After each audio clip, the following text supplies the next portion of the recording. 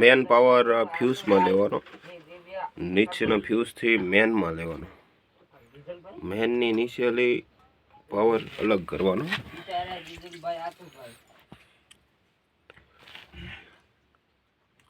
કરવાનો, એ પાવર મીટરમાં જવા દેવાનો. ફિટિંગ નું શીખે છે પછી સ્ટાર્ટરમાં લેવાનું, લાલ સર્વિસ સ્ટાર્ટરમાં લીધી. સ્ટાર્ટરની અંદર નીચેના ક્લેમ્પ છે, ક્લેમ્પમાંથી RYB સેટ કરવાનો, નીચે જવા દેવાનો મોટરમાં. ઉપરથી વાયર લેવાના 4 ઓટોમાં જવા દેવાના.